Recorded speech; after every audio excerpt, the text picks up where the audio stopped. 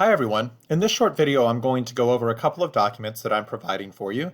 The first is going to present to you in a different way the debate structure you've been learning this semester. This should help get you ready for the graded debate that's coming up. And I'll also cover the debate assessment sheet that I will be using to grade those debates. So first of all, starting over here in the left-hand column, the round begins with the affirmative constructive speech of up to 2.5 minutes. The constructive should begin with a quotation, then provide the resolution, definitions, a value with a source, and the criterion. And then the affirmative constructive will also offer two contentions, two main arguments, each with a source as well. After the affirmative constructive, the negative gets to ask 1 minute of questions in the cross-examination. You need to have a minimum of 3 questions here. I would recommend having 5 ready to go, just in case you have extra time. After the negative asks questions in cross-examination, they get up and they give their constructive speech for 3 minutes, quotation, resolution, definitions, value with a source, criterion, and also 2 made arguments in the contention 1 and contention 2.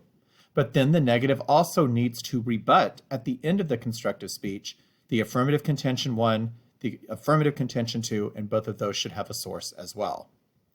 Then the affirmative gets to ask questions of the negative for up to 1 minute of cross-examination. Again, minimum of 3 questions, have 5 ready to go. Then the affirmative gets to give their rebuttal speech of 1.5 minutes, and they should rebut or refute the negative contention 1 and negative contention 2, and then rebuild their own contention 1 and contention 2 with new sources before the speech is over. Then the negative gets to give their rebuttal speech. They get to rebuild their contention 1 and contention 2 with new sources, and then provide 3 voters or 3 reasons at the end of the speech why the audience should vote for their side.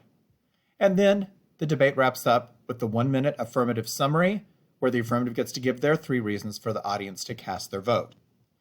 Keep in mind that all of these times here, these are time limits, and so I will be timing the round, and I will be the adjudicator of the round. So as we meet and we go through these debates together, I will be guiding you from speech to speech, recognizing each speaker, and keeping time for you. I would recommend also keeping your own time, though, so you are aware of how your time is disappearing as you're giving each of the speeches. And here at the bottom, I also give you a note that both sides get 1 minute of preparation time at any time during the round. So let's say that it's about time for you to have a speech. You need to gather some materials or get your thoughts. You can ask for some prep time, and you can have up to 1 minute to use that however you want during the actual debate. Then in terms of how I'm going to grade the debate, this is your debate assessment sheet. And the first category here, did the debater organize his or her case effectively? And I will be looking for those different parts of case structure that we've been working on in practice. Is there the opening quotation, the statement of the resolution, definitions, value, criterion, the appropriate contentions, and also rebuttals in summary? Next, did the debater conduct solid research for the debate? I'll be looking for timely and relevant sources, including the author, publication and name of the source, and the date. And the date is important because some of you were leaving the dates off in your practice briefs. Did the debater manage time efficiently? As I mentioned, I'll be keeping time, so were the constructive speeches within time parameters, as well as the subsequent speeches timely as well. The next category, did the debater provide good clash during cross-examination in his or her speeches? I'll be expecting questions that really poke back at the affirmative or negative case, and the responses from each of you as well, I'll be looking for a little bit of pushback. So that idea of clash and providing some good argumentation during the cross-examination time will be key. And then some of the categories here that are not weighted as heavily, but that I will be graded on. Did you dress professionally and exhibit head-to-toe decorum? Did you use effective public speaking vocal techniques? So I'll be paying attention to you not using verbal fillers such as ums, uhs, likes, you knows. Did you have a good volume, tone, and rate?